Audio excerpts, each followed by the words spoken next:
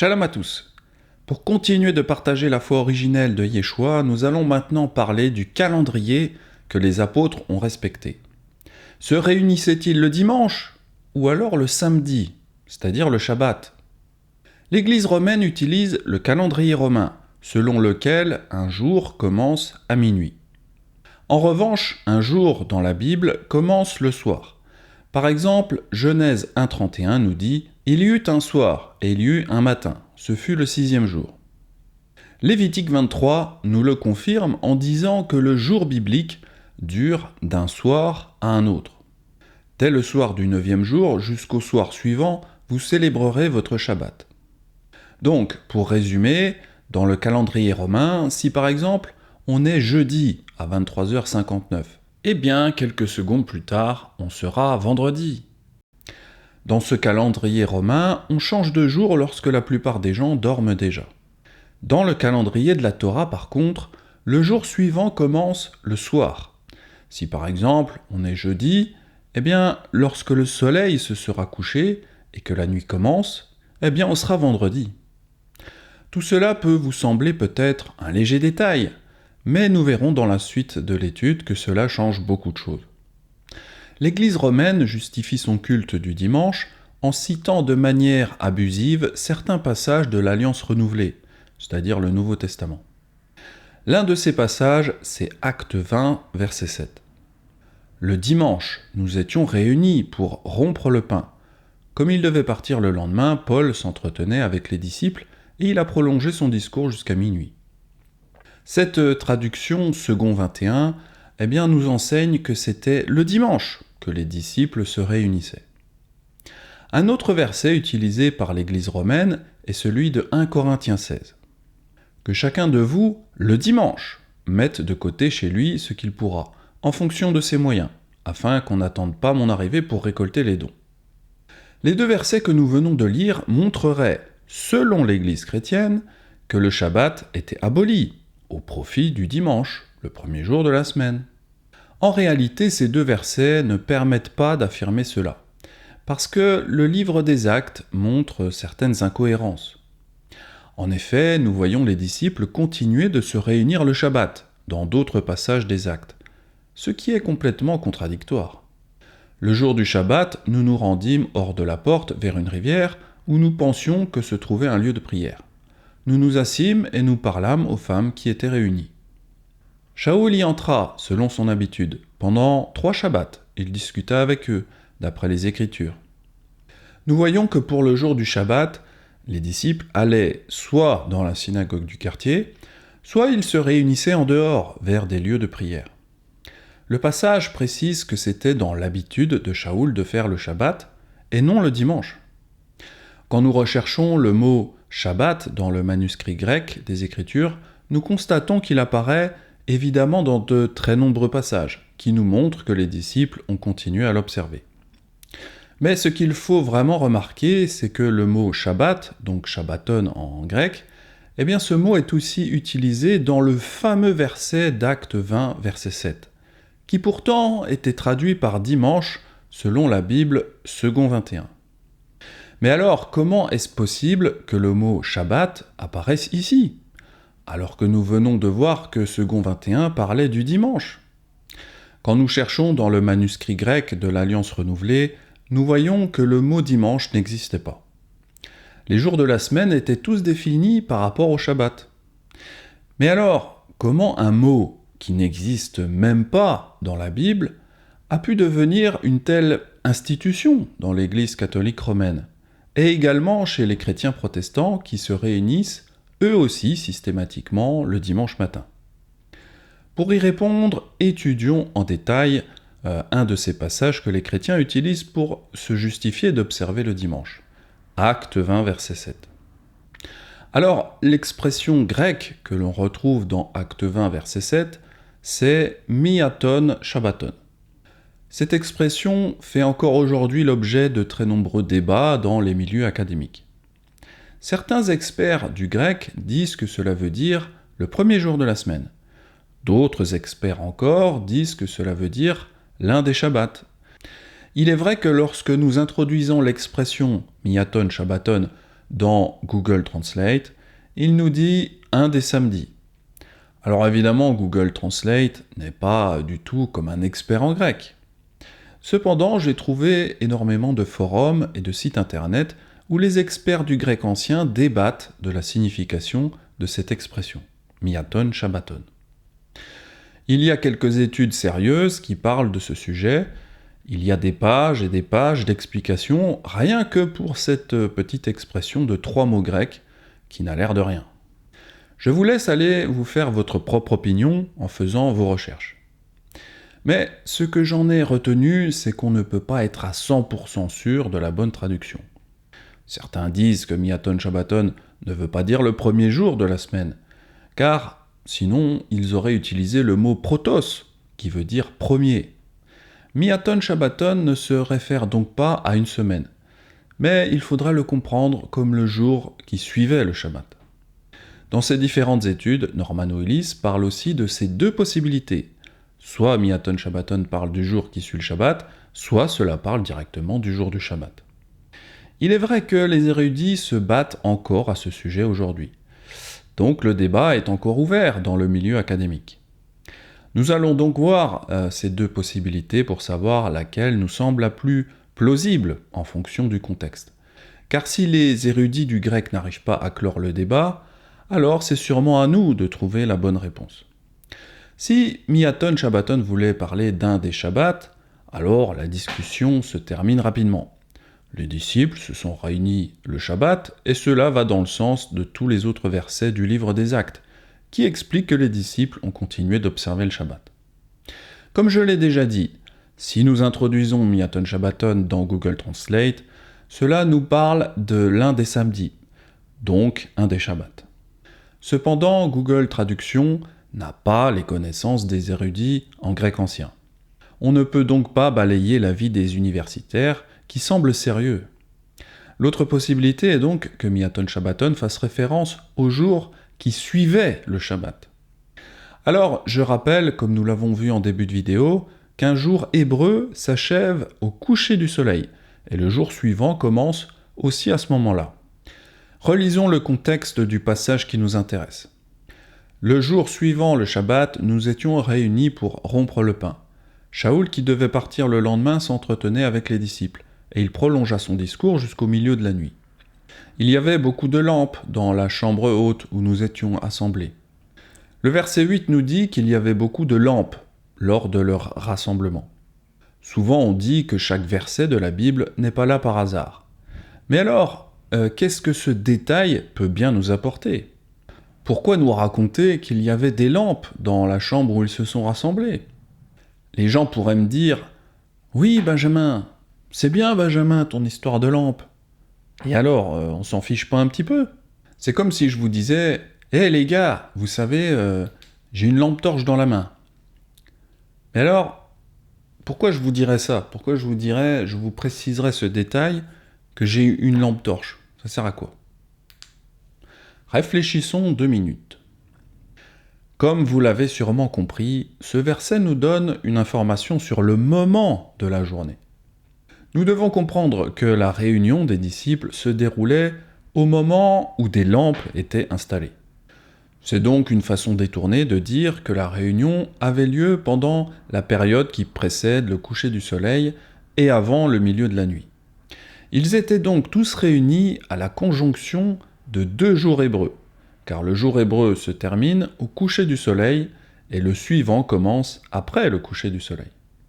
Il faut remarquer que les chrétiens modernes, par contre, ne se réunissent pas le dimanche soir.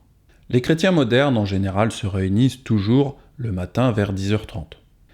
Sur la quasi-totalité des sites internet protestants que j'ai pu trouver, le culte démarre toujours vers 10h30, comme dans cette église de Bruxelles-Woluwe.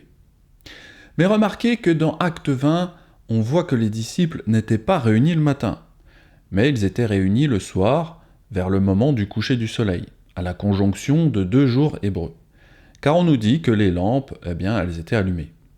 Cela nous donne donc 2 possibilités. Soit ils étaient réunis à la conjonction du samedi et du dimanche, soit ils étaient réunis à la conjonction du dimanche et du lundi. Si la réunion avait commencé le premier jour de la semaine et avait dépassé jusqu'au deuxième jour de la semaine, c'est-à-dire le lundi, alors les chrétiens devraient tous se réunir le lundi matin, et non le dimanche matin. La deuxième possibilité serait que la réunion ait commencé durant le Shabbat et s'était poursuivie le premier jour de la semaine.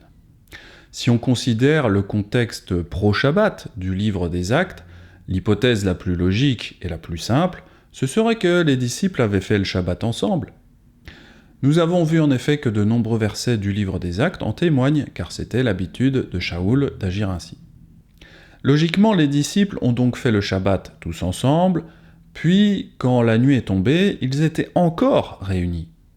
Mais on était maintenant le lendemain, donc le jour après le Shabbat.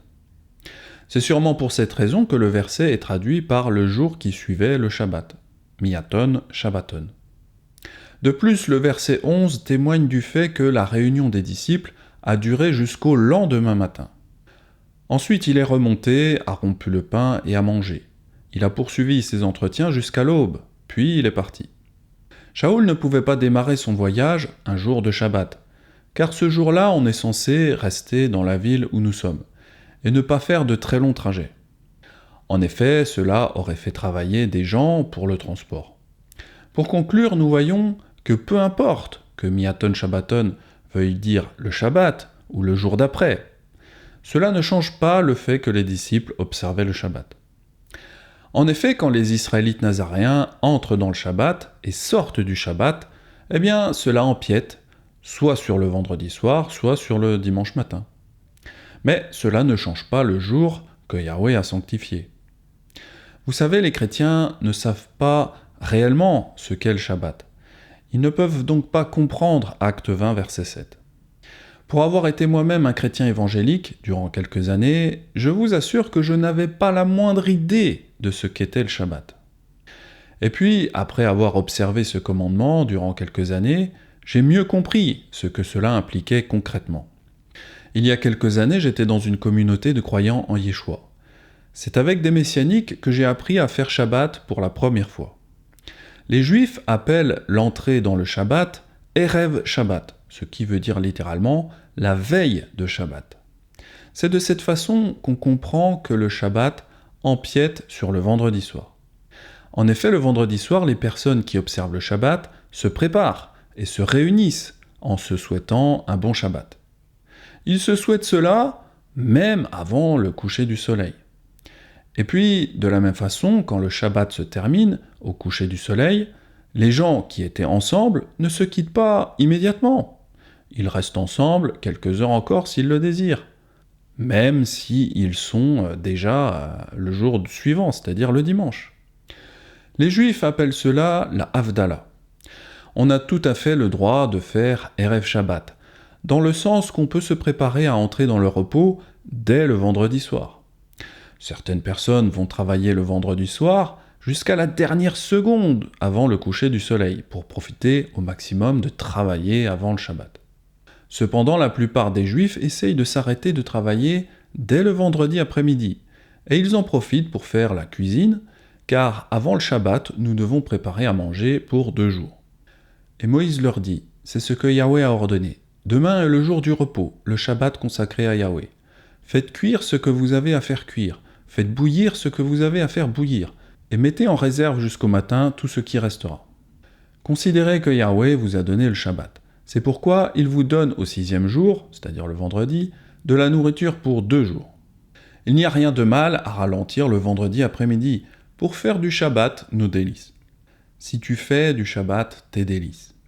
Cependant, il faut aussi comprendre qu'en hiver, le Shabbat se termine très tôt, vers 17h. Car je le rappelle, un jour hébreu se termine au coucher du soleil. Quand je faisais partie d'une assemblée, nous restions ensemble jusqu'au dimanche, car nous aimions rester ensemble, même après le coucher du soleil. Un chrétien qui observe le calendrier romain, où les jours se terminent à minuit, il ne pourra pas vraiment comprendre que les réunions des disciples dépassaient très largement sur le dimanche.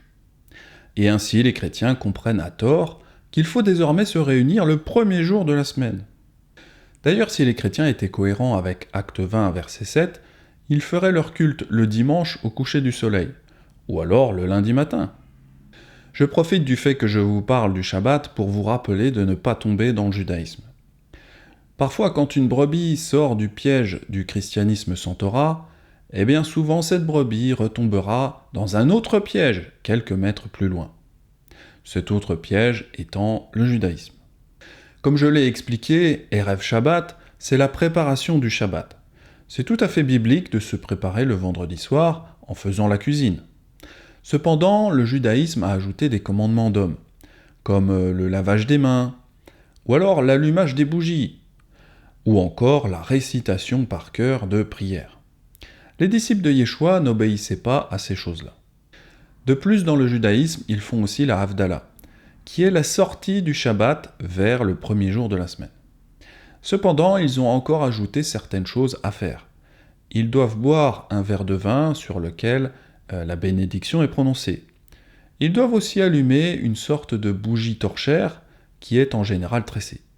Et puis, ils doivent renifler un coffret à épices parfumées, généralement composé de clous de girofle et de cannelle. Et je le répète encore une fois, il n'y a rien de mal à rester ensemble après le Shabbat, si on veut louer ou prier Yahweh, ou même rompre le pain et boire un coup, même après le coucher du soleil. Cependant, nous ne devons pas suivre le judaïsme avec toutes ces pratiques qui ont été ajoutées, car cela devient souvent un fardeau lourd et difficile à porter. Toutes ces choses, ce sont encore des commandements d'hommes, et nous ne recommandons pas cela. Voilà, fin de l'aparté sur le judaïsme et leur observance légaliste des choses. Ce que je voulais vous faire comprendre, c'est que si les gens veulent rester ensemble, même après le coucher du soleil, et donc après le Shabbat, c'est-à-dire le premier jour de la semaine, eh bien, ils ont tout à fait le droit. Et c'est clairement ce qui s'est passé dans Acte 20, verset 7. Vous savez, quand les disciples faisaient le Shabbat, ils se disaient pas « Ah tiens, c'est le coucher du soleil, on est dimanche, tout le monde dégage et rentre chez lui !» Les disciples ne se sont pas dit « Bon, le coucher du soleil est arrivé, rentrez tous chez vous, parce que sinon les chrétiens, dans 2000 ans, eh bien ils vont croire qu'on se réunissait le dimanche. » Bon, c'est une petite blague, je rigole, mais vous voyez, la réunion pouvait continuer et dépasser parfois de plusieurs heures sur le dimanche. Les chrétiens n'ont pas conscience de ces choses-là, car finalement ils n'ont jamais observé le Shabbat, et ils ne savent pas concrètement que les rassemblements empiétaient soit sur le vendredi soir, soit sur le début du dimanche.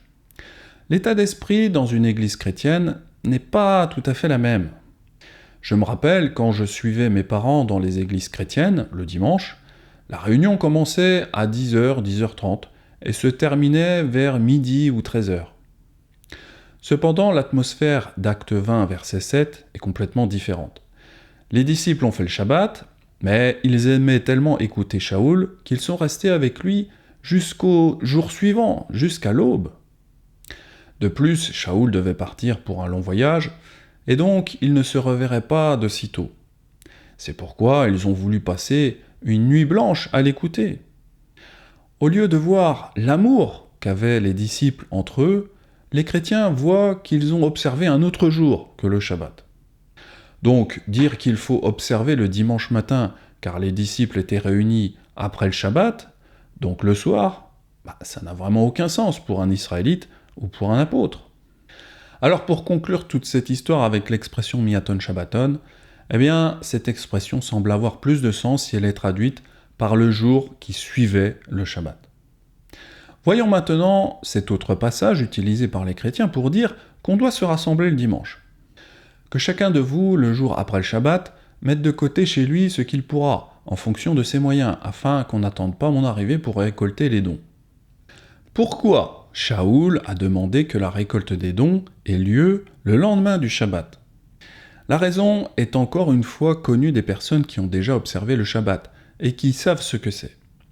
En général, durant le Shabbat, nous ne parlons pas de certains sujets, comme par exemple du travail, et on ne parle généralement pas d'argent, car on ne doit pas acheter ni vendre ces jours-là, d'après ce que Néhémie nous dit.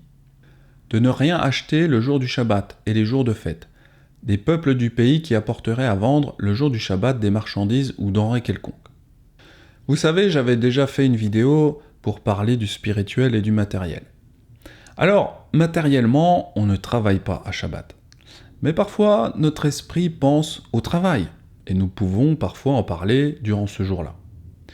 Mais il est préférable de faire le Shabbat à la fois matériellement et également spirituellement, en évitant certains sujets. Yeshua également nous encourage à obéir à ses commandements de manière physique, mais aussi et surtout dans notre cœur et dans nos pensées. Vous avez appris qu'il a été dit « Tu ne commettras point d'adultère ». Mais moi je vous dis que quiconque regarde une femme pour la convoiter a déjà commis un adultère avec elle dans son cœur. Il en va de même avec le sujet de l'argent. Nous ne devons pas acheter ou vendre durant le Shabbat. Et donc, on devrait éviter de parler ou discuter d'argent ce jour-là, pour ne pas transgresser le Shabbat d'un point de vue spirituel, c'est-à-dire dans nos pensées. Je pense que cela nous est tous arrivé. Vous êtes réunis à Shabbat, vous parlez de choses bibliques, et sans le vouloir, vous glissez petit à petit sur un autre sujet, et vous commencez à parler d'acheter ceci ou cela. Cela arrive parfois, mais nous devons éviter ce genre de choses. Si Shaoul a préféré parler d'argent le jour qui suivait le Shabbat, je trouve que cela a du sens. Il est possible que les disciples aient récolté les dons après le coucher du soleil, car durant le Shabbat, cela les aurait poussés à sortir leur argent et à compter les sommes que chacun avait données.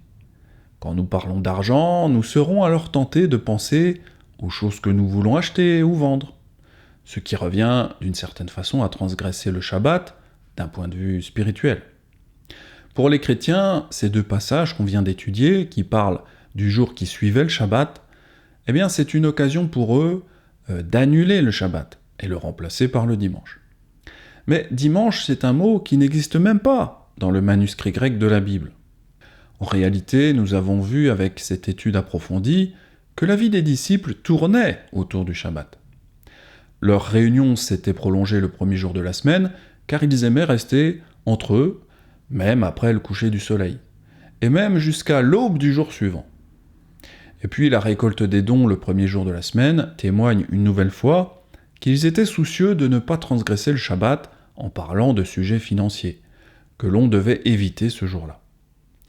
Pourquoi l'Église chrétienne devrait-elle utiliser ces passages pour justifier le culte du dimanche, alors que le livre des Actes dit que l'habitude de l'apôtre Shaoul était d'aller dans les synagogues juives le jour du Shabbat.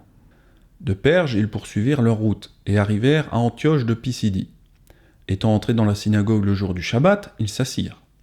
Après la lecture de la Torah et des prophètes, les chefs de la synagogue leur envoyèrent dire « Hommes frères, si vous avez quelques exhortations à adresser au peuple, parlez. » Shaoul se leva, et ayant fait signe de la main, il dit « Hommes israélites, et vous qui craignez Elohim, écoutez. » Quand nous montrons aux chrétiens que Paul allait faire le Shabbat dans les synagogues, ils essayent de se justifier en disant que Shaoul s'obligeait à y aller uniquement dans un but d'évangélisation des Juifs.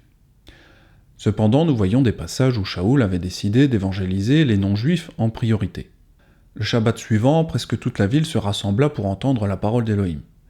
Les Juifs, voyant la foule, furent remplis de jalousie, et ils s'opposaient à ce que disait Shaoul, en le contredisant et en l'injuriant.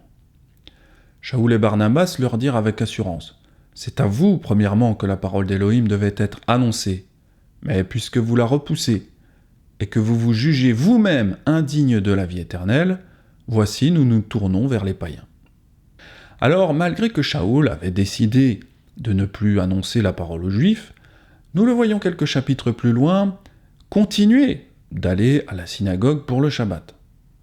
Shaoul y entra selon son habitude. Pendant 3 Shabbats, il discuta avec eux d'après les Écritures. Shaoul ne faisait pas le Shabbat dans le seul but de rencontrer des Juifs, mais simplement parce que c'était son habitude, et puis son obéissance à la Torah. De plus, Shaoul ne travaillait pas à l'évangélisation à temps plein, parce qu'il avait décidé de travailler pour subvenir à ses besoins. Il était d'ailleurs faiseur de tentes. C'est possible que durant 6 jours, il faisait des tentes, et puis le Shabbat, il évangélisait dans la synagogue. Et comme il avait le même métier, il demeura chez eux et y travailla. Ils étaient faiseurs de tentes. Shaoul discourait dans la synagogue chaque Shabbat, et il persuadait des Juifs et des Grecs. D'ailleurs, nous remarquons qu'une synagogue n'était pas réservée aux Juifs, car de nombreux Grecs y venaient pour écouter la lecture de la Torah. Ce passage peut sembler contradictoire, car Shaoul avait décidé d'annoncer la parole aux non-juifs. Mais en réalité, il continuait d'obéir au commandement du Shabbat, et il allait donc à la synagogue. Il enseignait là-bas des non-juifs qui venaient eux aussi écouter la Torah et les prophètes. Alors évidemment, il ne pouvait pas séparer les Grecs des Juifs, car ces deux types de croyants étaient mélangés. C'est pourquoi Shaoul a sûrement, sans le vouloir, persuadé des Juifs en discutant avec les Grecs, car ils étaient tous réunis dans la synagogue. Yaakov confirmera que les non-juifs devaient continuer à apprendre la Torah de Moshe durant le Shabbat. Car depuis bien des générations, Moshe a dans chaque ville des gens qui le prêchent, puisqu'on le lit tous les jours de Shabbat dans les synagogues. Donc, non, les apôtres n'allaient pas faire le Shabbat dans les synagogues dans le seul but d'évangéliser des Juifs. Ils y allaient car Yeshua l'avait toujours fait, et que c'était un commandement divin écrit sur les deux tables de la loi. L'Église, par contre, enseigne que Shaoul a parcouru le monde connu, extirpant les Juifs des synagogues et implantant des églises dominicales à la place. Mais comment peuvent-ils prouver cette affirmation alors qu'il n'y a aucun verset qui appuie cette théorie? Shaoul semble avoir fondé une nouvelle assemblée après avoir été expulsé de la synagogue pharisienne de Corinthe. Et nous pensons qu'il a établi une assemblée nazaréenne à côté, mais qu'il se réunissait également le jour du Shabbat. Mais quand Silas et Timothée furent arrivés de la Macédoine, il se donna tout entier à la parole, attestant aux Juifs que Yeshua était le Messie. Les Juifs faisant alors de l'opposition et se livrant à des injures, Shaoul secoua ses vêtements et leur dit « Que votre sang retombe sur votre tête, j'en suis pur. Dès maintenant, j'irai vers les païens. » Et sortant de là, il entra chez un nommé Justus, homme craignant Elohim, et dont la maison était contiguë à la synagogue. Cependant, Crispus, le chef de la synagogue, crut à la donne avec toute sa famille. Et plusieurs Corinthiens, qui avaient entendu Shaoul, crurent aussi, et furent baptisés. Bien que Shaoul ait fondé une nouvelle assemblée à Corinthe, on ne l'appelait pas Église. On l'appelait probablement synagogue ou Keïla, qui veut dire assemblée. Plus important encore, cette assemblée se réunissait le jour du Shabbat, tout comme le faisait le Nazaréen qu'il suivait. Yeshua se rendit donc à Nazareth où il avait été élevé. Il entra selon son habitude dans la synagogue le jour du Shabbat et se leva pour faire la lecture. Les disciples ont continué à observer le Shabbat, mais ils observaient également les fêtes demandées par Yahweh. L'Alliance renouvelée contient plusieurs références à la Pâque. Toutes ces références démontrent que les apôtres observaient encore le calendrier hébreu, même de nombreuses années après l'ascension de Yeshua. Pour nous, après les jours des pains sans levain, c'est-à-dire la Pâque, nous nous embarquâmes à Philippe. De nombreuses références nous indiquent également que les apôtres ont continué à observer la Pentecôte. Mais je resterai à Éphèse jusqu'à la Pentecôte. Alors, c'était encore la Pentecôte selon le calendrier hébreu, car Shaoul se dépêchait d'observer cette fête à Jérusalem, plutôt qu'à Rome. Shaoul avait résolu de passer devant Éphèse, sans s'y arrêter, afin de ne pas perdre de temps en Asie, car il se hâtait pour se trouver, si cela lui était possible, à Jérusalem, le jour de la Pentecôte. Les apôtres ont également célébré le jour des expiations dans Actes 27-9. Il est appelé ici le jeûne, car nous l'observons traditionnellement en jeûnant. Beaucoup de temps s'était écoulé et la navigation était déjà dangereuse, car le jeûne de Yom Kippour était déjà passé. Même si le mot jeûne est parfaitement traduit du grec vers le français, on peut facilement passer à côté du fait que les apôtres utilisaient encore le calendrier hébreu. Il n'est pas acceptable de changer de calendrier de cette façon, car le calendrier fait partie de la Torah. Et Yeshua a dit de ne pas penser qu'il était venu pour détruire soit la Torah, soit les prophètes. Ne pensez pas que je sois venu pour abolir la loi ou les prophètes. Je ne suis pas venu pour les abolir, mais pour les accomplir. Car en vérité, je vous le dis, tant que le ciel et la terre ne passeront pas, rien de la Torah ne disparaîtra, que tout ne soit arrivé. C'est pourquoi celui qui supprimera l'un de ses plus petits commandements, et qui enseignera aux hommes à faire de même, sera appelé le plus petit dans le royaume des cieux. Mais celui qui les observera, et qui enseignera à les observer, celui-là sera appelé grand dans le royaume des cieux. Pourtant, bien que Yeshua ait clairement dit qu'il ne fallait pas croire qu'il était venu pour détruire la Torah ou les prophètes, de très nombreux chrétiens croient qu'il l'a fait. Ils disent que parce qu'il a célébré les fêtes, il les a accomplies, et que par conséquent elles sont désormais abolies. La version chrétienne présente d'autres problèmes. Dans Luc 4,18, Yeshua se lève dans la synagogue et déclare qu'il est venu accomplir la première partie des prophéties d'Ésaïe 61. Il se rendit à Nazareth où il avait été élevé et selon son habitude, il entra dans la synagogue le jour du Shabbat. Il se leva pour faire la lecture. Et on lui remit le livre du prophète Ésaïe. L'ayant déroulé, il trouva l'endroit où il était écrit « L'Esprit de Yahweh est sur moi, parce qu'il m'a oint pour annoncer une bonne nouvelle aux pauvres. Il m'a envoyé pour guérir ceux qui ont le cœur brisé, pour proclamer aux captifs la délivrance, et aux aveugles le recouvrement de la vue, pour renvoyer libres les opprimés, pour publier une année de grâce de Yahweh. » Cependant, il n'a pas fini le verset d'Ésaïe, et il n'a pas dit qu'il était venu accomplir le jour de la vengeance. La partie qu'il n'a pas encore accomplie se trouve dans Ésaïe 61,2. Et un jour de vengeance de notre Elohim. Nous savons que Yeshua n'a pas encore accompli la vengeance, car cela arrivera à la fin des temps.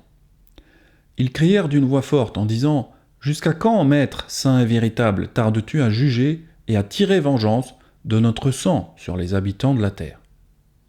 Donc, dire que Yeshua a accompli toute la Torah et les prophètes n'a pas vraiment de sens, car il y a encore de très nombreuses prophéties qui ne se sont pas encore accomplies. La Torah et les prophètes restent donc quelque chose qu'il faut toujours croire et observer.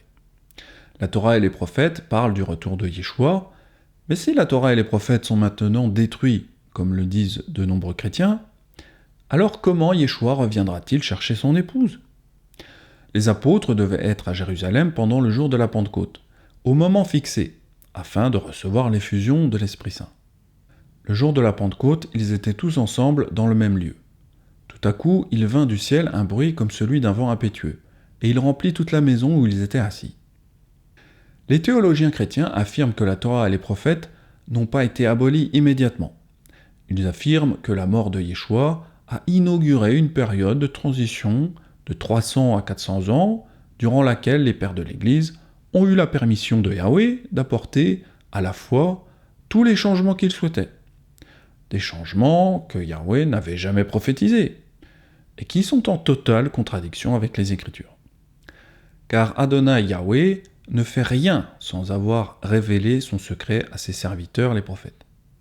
Les prophètes ne mentionnent pas un changement des fêtes par Yahweh, raison pour laquelle les apôtres continuaient à les observer. Il n'y a que Daniel qui parle d'un changement de fête. Et il tiendra des discours contre le Très-Haut, et il opprimera les saints du Très-Haut, et il aura la pensée de changer les temps de fête et la Torah, et ils seront livrés entre ses mains un temps, des temps et la moitié d'un temps.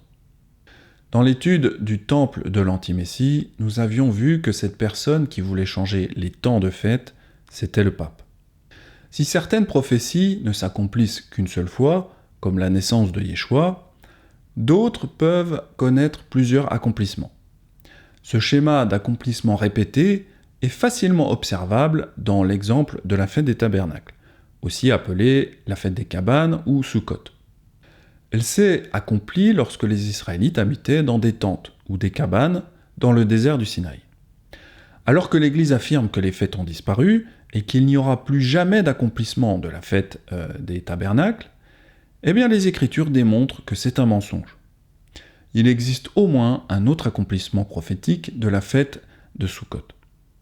Tous ceux qui resteront de toutes les nations venues contre Jérusalem monteront chaque année pour adorer le roi, Yahweh des armées, et pour célébrer la fête des tabernacles. S'il y a des familles de la terre qui ne montent pas à Jérusalem pour adorer le roi, Yahweh des armées, la pluie ne tombera pas sur elles. Donc nous comprenons que les fêtes de la Torah sont toujours importantes aujourd'hui, et que nous devons toujours les observer. Pour conclure cette étude sur le calendrier que respectaient les apôtres, nous avons vu que le dimanche, comme jour de culte, est une pure invention qui nous vient de l'Église romaine. Et encore, nous n'avons même pas évoqué les sources historiques qui montrent que c'est l'empereur Constantin, en 321, qui a instauré ce jour de repos. En Europe, le dimanche est considéré comme un jour de repos depuis le règne de l'empereur romain Constantin Ier, qui en a fait le jour du soleil, par une loi du 7 mars 321, en hommage au soleil invaincu. Même si nous pouvons le prouver également par des sources historiques, en général les croyants sont davantage sensibles au verset de la Bible. J'espère que cette étude vous aura convaincu de ne plus vous reposer le jour du dimanche, mais qu'il est évident que nous devons nous reposer comme Yeshua et ses apôtres l'ont toujours fait. Qu'il en soit ainsi, Amen. Si vous voulez en savoir plus sur le calendrier des apôtres, j'avais fait une étude un peu plus détaillée, appelée « Changement de calendrier ». La vidéo que vous venez de voir est inspirée du cours de Nazarene Israël, appelé « Le calendrier que les apôtres ont respecté ».